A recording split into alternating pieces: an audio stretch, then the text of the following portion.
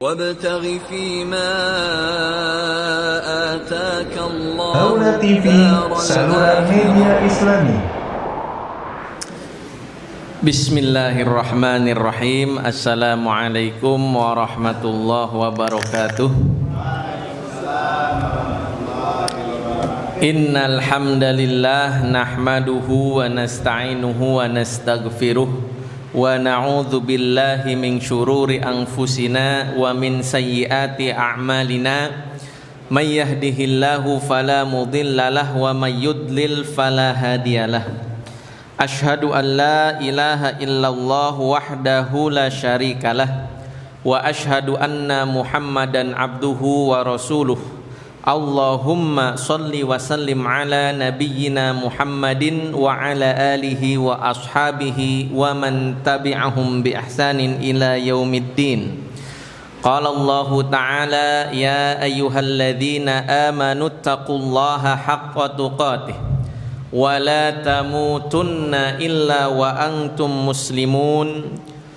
Ya ayyuhan nasu taqu rabbakumul ladzi khalaqakum min nafsin wahidah wa khalaqa minha zawjaha wa batha minhuma rijalan katsiran wa nisaa'a wattaqullaha alladzi tasaaluna bihi wal arham innallaha kana 'alaikum raqiba. Ya ayyuhalladzina amanu taqullaha wa qulu qawlan sadida yuslih lakum a'malakum wa yaghfir lakum dhunubakum wa may yuti'illaha wa rasulahu faqad faza fawzan 'azima. Amma ba'du fa inna asdaqal hadithi kitabullah wa khairal hadi hadyu Muhammadin sallallahu alaihi wasallam wa syarrul umuri muhdatsatuha fa inna kulla muhdatsatin bid'ah wa kulla bid'atin dhalalah wa kulla dhalalatin finnar. Hadirin kaum muslimin seluruh sivitas Piat 2 Majalengka yang insyaallah ta'ala dimuliakan oleh Allah subhanahu wa ta'ala.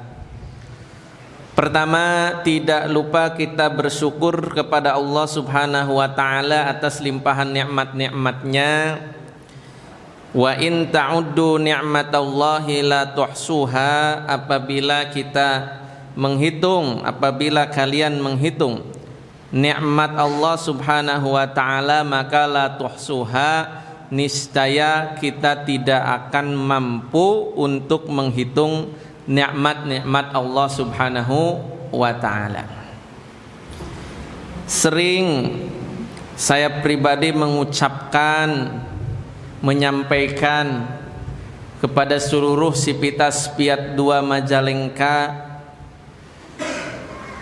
penghasilan tiap bulan gampang sekali untuk dihitung, gaji gampang sekali untuk dihitung,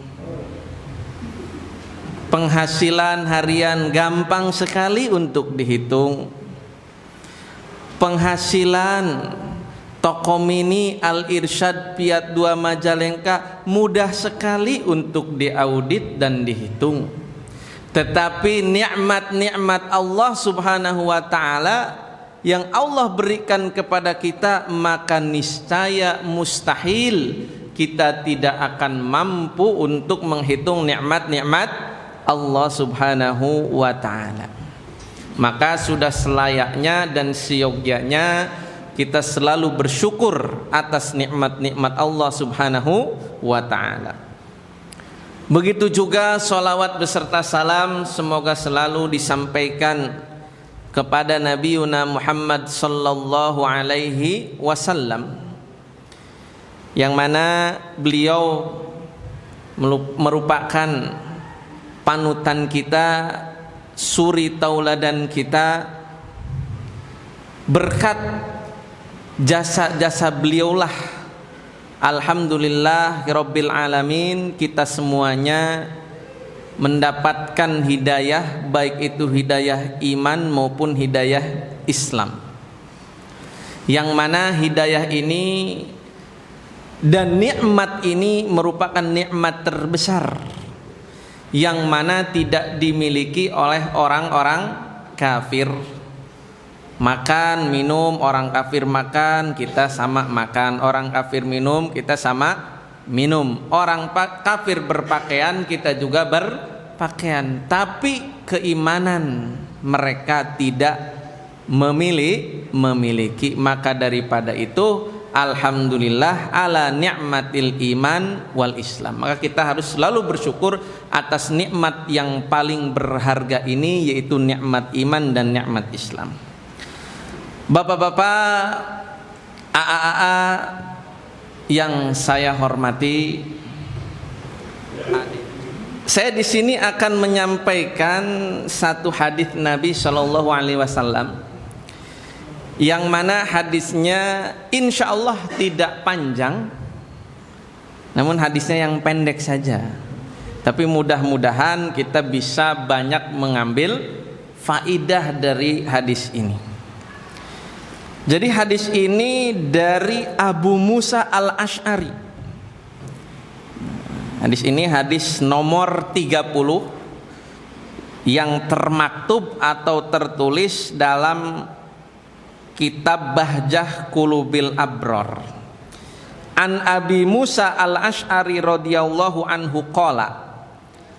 Dari Abu Musa al-Ash'ari radhiyallahu anhu, beliau berkata, qala Rasulullah sallallahu alaihi wasallam, bahwasannya Rasulullah sallallahu alaihi wasallam bersabda, idza maridul abdu aw safara, apabila seorang hamba sakit ataupun bersafar atau melakukan perjalanan yang jauh, kutibalahu makana ya'malu sahihan muqima, maka dicatat baginya ya, seperti pahala orang yang mengerjakan ketika dalam keadaan sehat apabila ia sakit,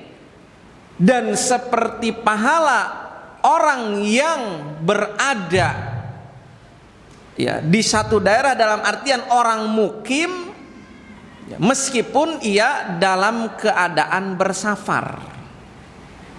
Hadis ini diriwayatkan oleh Al-Bukhari, Al-Imam Al-Bukhari rahimahullahu ta'ala.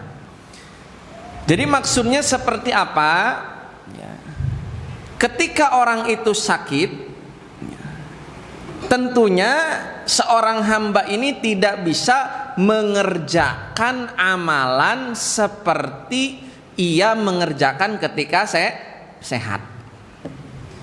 Mungkin ketika sehat sholat bisa berdiri, ternyata sakit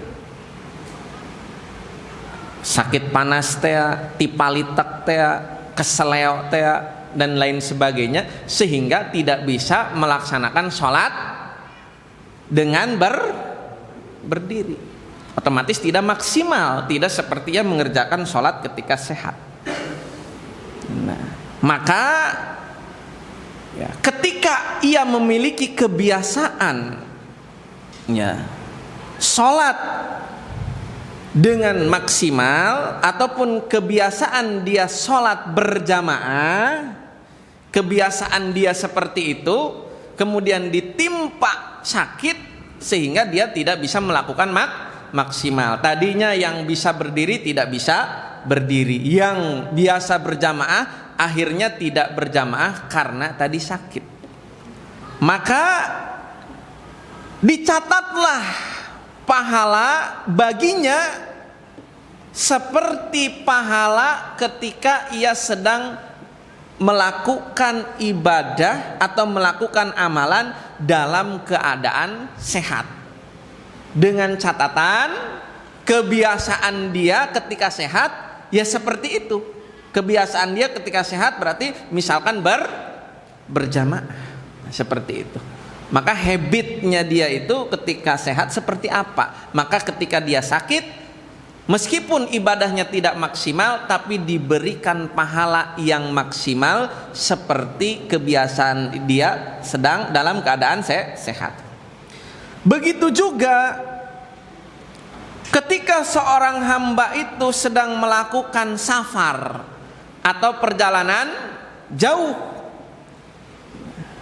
Ini yang namanya perjalanan jauh di sini memiliki rukhsah.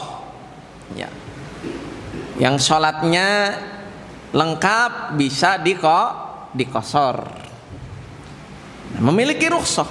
Maka ketika seorang hamba ini mengerjakan sholat atau mengerjakan amalan ketika dalam keadaan safar dan tidak bisa maksimal seperti dia dalam keadaan mukim di kampung halamannya, maka pahalanya tetap dicatat seperti pahala mukim atau yang ketika berada di kampung halamannya. Maka dari sini saja luar biasa bahwasannya agama Islam ini dibangun di atas kemudahan. Di atas kemudahan. Allah itu tidak ada yang namanya hitung-hitungan. Allah Maha Pengasih. Allah Maha Rahman, Allah Maha Rahim. Kalau memang kebiasaan hamba itu selalu mengerjakan perbuatan yang baik, selalu berjamaah ketika ia sakit, ketika ia memiliki udhrun syar'i, maka Allah tetapkan pahala seperti ketika ia mengerjakan dalam keadaan sehat walafiat. Masya Allah, luar biasa. Inilah Islam. Maka di sini saya akan membacakan syarahnya. Hadza min akbari mananillah ala ibadihi al-mu'minin anna a'malahum al-mustamirrah al-mu'tadah idza qata'ahum anha maradun aw safarun kutibat lahum kulluha kamilah. Nah, ini tadi disebutkan. Ini merupakan bagian terbesar dari pemberian Allah Subhanahu wa taala kepada orang-orang mukmin. Bahwasannya amalan-amalan mereka, amalan-amalan orang mukmin yang al-mustamirrah, yang berkesinambungan, al-mu'tadah, yang sudah menjadi adat. Jadi adat itu adalah sesuatu yang berulang-ulang. Itu disebut adat. Adat itu berasal dari kata ada ya'udu. Jadi ada ya'udu itu kembali atau berulang-ulang.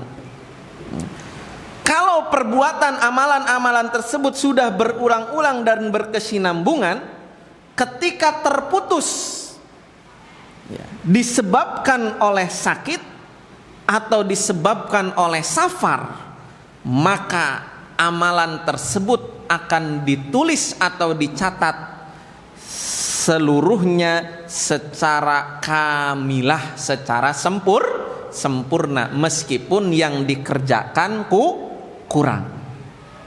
Nah ini. Kemudian li'annallaha ya'lamu minhum annahu laula dzalika almani la fa'aluha. Karena Allah Maha mengetahui.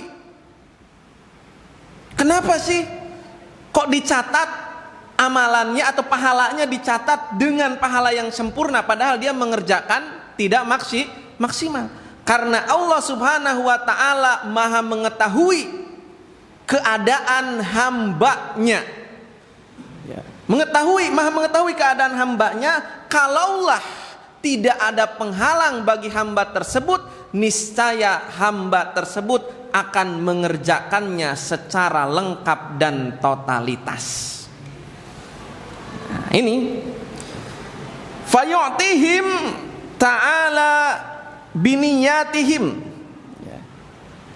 mithla ujuri al-amilin ma'a ajri al-marad al-khas wa ma'a ma yahsulu bihi minal qiyam biwazifatis sabr aw ma huwa akmal min dzalika minar ridha wasyukri. Maka Allah Subhanahu wa taala akan memberikan kepada mereka, yaitu orang-orang mukmin, ya, dikarenakan atau yang disertai dengan niat-niat mereka, ya. Seperti, ya, Allah Subhanahu wa ta'ala memberikan pahala-pahala bagi orang-orang yang mengerjakan ma'ajri al-marad, begitu juga Allah Subhanahu wa ta'ala bersamaan memberikan pahala terhadap sakit, ya. Jadi ketika sakit itu jangan dikira tidak mendapatkan pahala.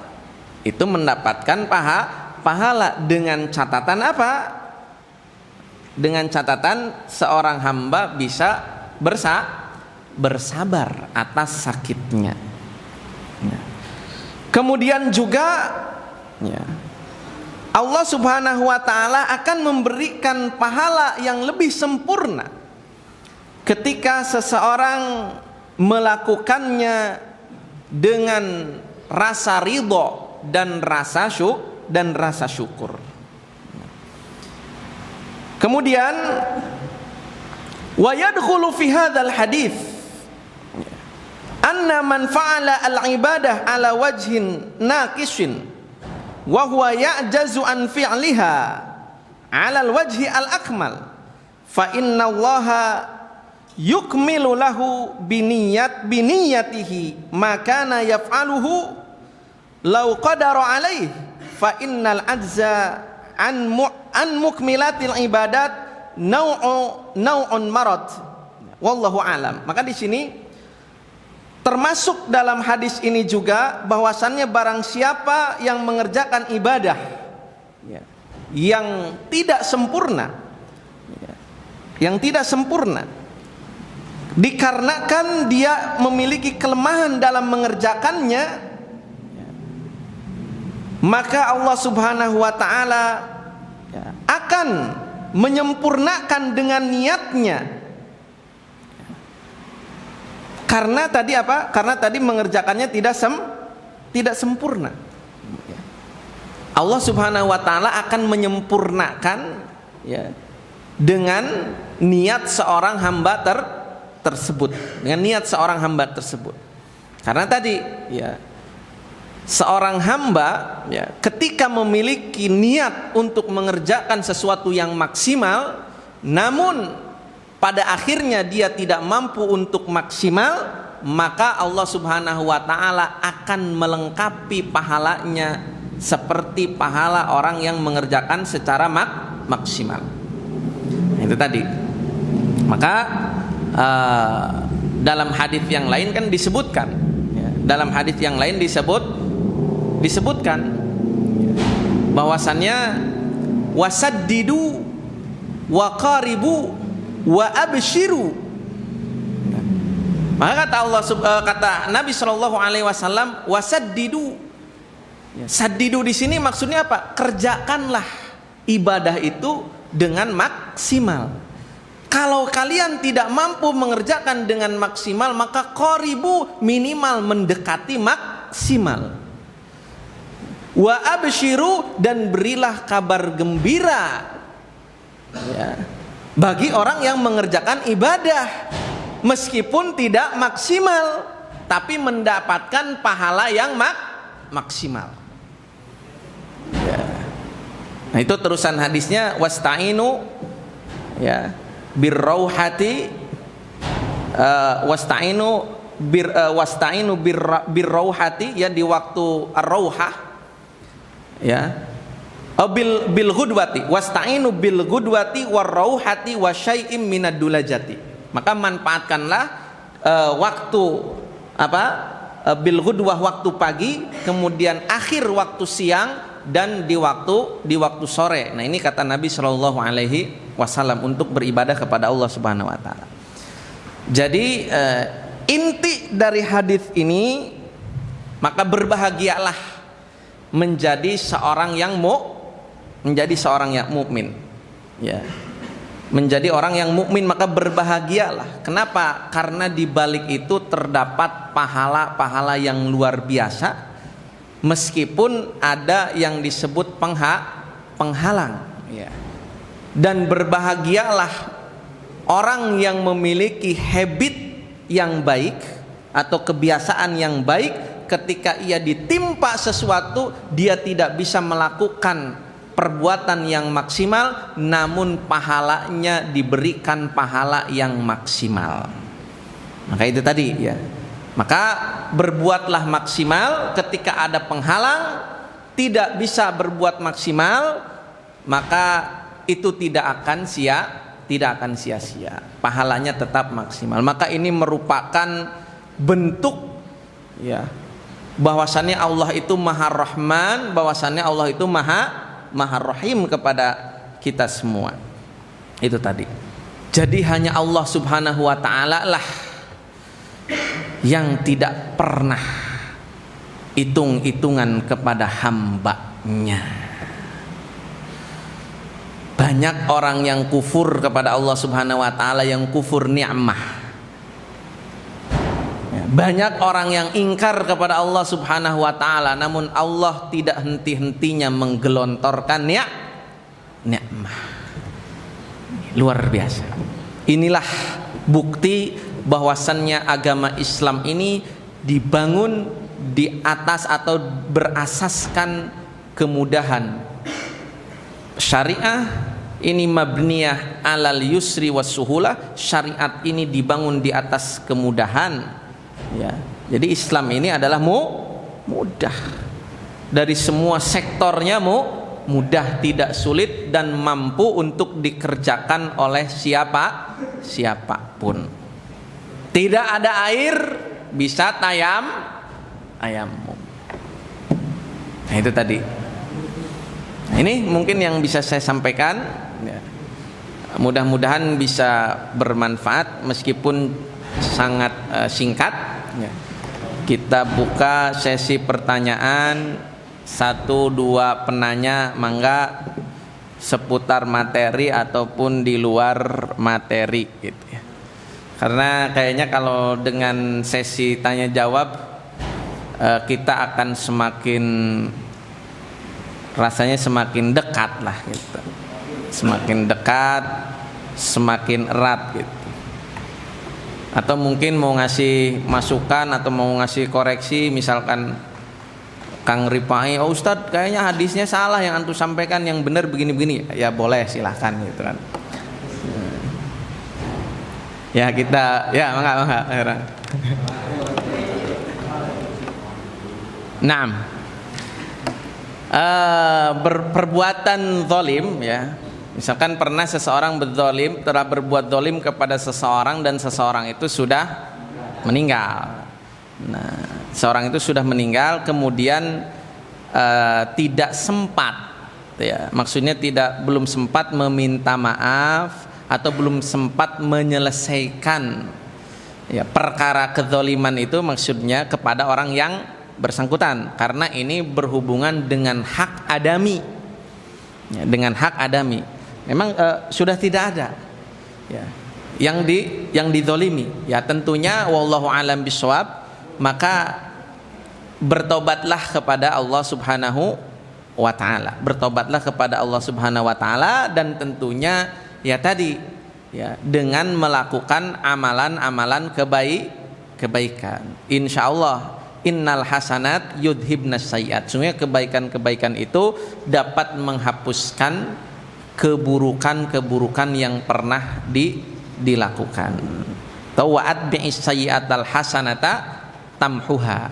Nah, maka ketika seorang sudah melakukan keburukan, maka keburukan itu dihapuskan atau lakukanlah kebaikan untuk menyertai keburukan tadi, sehingga keburukan tadi bisa terhapus. Keburukan ini dosa-dosa. Namun nanti dispesifikasi lagi apakah dosa ini adalah al-kabair atau sogoir ya. Kalau termasuk jenis daripada al-kabair, maka sekalipun sholat 5 waktu, kemudian puasa Ramadan ke puasa Ramadan, kemudian Jumu'ah, sholat Jumat ke sholat Jumat berikutnya, puasa Ramadan ke puasa Ramadan berikutnya, kalau yang namanya al-kabair itu tidak bisa terhapuskan oleh ibadah yang luar biasa ini. Berarti la budda bitaubah, harus dengan yang namanya taubat. Nah, itu wallahu a'lam bishawab. Nah. Batasannya itu berapa lama? Nah. Batasan ya atau rukhsah untuk mengqashar salat atau menjamak salat. Ya wallahu a'lam bishawab. Ya, memang ini terjadi khilaf di antara para ulama. Ya begitu juga dalam masalah jarak ya. Ada yang mengatakan sampai 80 kilo baru boleh melakukan baru boleh mendapatkan rukhsah ya. Tapi ternyata di situ banyak juga riwayat-riwayat yang bahwasannya Nabi kurang dari 80 kilo pun telah mengambil rukhsah safar. Jadi wallahu alam bishawab, dalam segi jarak yaitu tadi safar itu adalah perjalanan jauh, maka dikembalikan ya kepada menurut kebiasaan kita ini sudah termasuk safar atau belum tadi. Ya maka kalau memang kebiasaan misalkan dari sini ke Kuningan misalkan, itu ketika itu sudah dikatakan safar, maka sudah boleh untuk mengambil rukhsah. Nah ini masalah jarak. Kemudian masalah lama waktu, wallahu alam bishawab, itu pun tidak ada kepastian ya yang menegaskan tentang lamanya waktu safar ya. Lamanya misalkan seorang ini termasuk kategori musafir ini berapa lama gitu, sehingga dia bisa mengambil rukhsah. Misalkan seseorang keluar kota, entah itu seminggu atau 2 minggu ya, ketika dia masih dalam kategori musafir, maka ia bisa untuk mengambil rukhsah. Nah misalkan nih anak-anak kan kesini musafir nih ya kan musafir ya bisa nggak sholatnya dikosor gitu kan ya, gitu ya. Ada yang dari Jakarta, ada yang dari Lombok kan gitu ya. Nah, maka daripada itu ya ada yang menyebutkan ketika seseorang ya'mal amalal mukim, ketika dia seseorang melakukan amalan seperti amalan orang mukim, maka di situ dia pun sudah sepantasnya mengikuti amalan-amalan orang yang mukim seperti sholat berjamaah. Wallahu alam bishawab. Namun kalau dalam ketegasan itu memang tidak dikatakan tegas sekian hari atau sekian minggu, tidak. Wallahu alam bishawab. Nah, ketika hujan ya ketika hujan telah dicontohkan oleh Rasulullah SAW, yaitu menjamak sholat ya, itu ketika turun hujan, maka boleh untuk menjamak sholat seperti itu. Maka ini rukhsah ini ya tentunya lebih baik untuk diambil ya, lebih baik untuk diambil. Adapun misalkan Pak Ogin nggak mau menjamak sholat lah, saya mah pengen ini ya, maka itu tidak mengapa, karena itu sifatnya bukan keharusan ya, tapi itu alangkah lebih baiknya untuk mengambil rukhsah, untuk diambil rukhsah. Nah, wallahu alam bishawab. Nah, kategori hujannya ya ketika turun air itu hujan, Pak. Ya. Iya, walaupun kecil itu ketika hujan ya turun hujan, dan itu sudah bisa untuk menjamak salat. Yang penting itu tadi kategori hujan gitu. Kategori hujan ya, intinya ya meskipun enggak deras seperti di Indonesia. Kalau di Indonesia kan memang hujan itu memang benar-benar deras gitu. Ya mungkin pernah di Saudi juga terjadi hujan deras ya, terjadi hujan deras, tapi kan itu jarang-jarang. Nah, seperti waktu itu juga di Timur Tengah itu ya hujan gitu ya, memang kecil-kecil amat tidak ya, tapi itu sudah termasuk kategori hujan, maka di situ boleh untuk menjamak sholat. Wallahu a'lam bishawab. Itu boleh untuk dilakukan di luar masjid ya, karena salah satu udzur orang untuk tidak bisa berjamaah itu hujan, itu termasuk udzur untuk tidak melakukan sholat berjamaah. Wallahu a'lam. Nah, Ya tadi posisi intinya safar Pak. Ya kita yang menjadi tolak ukur itu adalah perjalanan jauh. Ya perjalanan jauh. Ya kita akhiri dengan doa kafaratul majlis. Subhanakallahumma wa bihamdika asyhadu an la ilaha illa anta astaghfiruka wa atubu ilaik. Wassallallahu ala nabiyyina Muhammadin wa ala alihi wa ashabihi ajmain. Wassalamualaikum warahmatullahi wabarakatuh.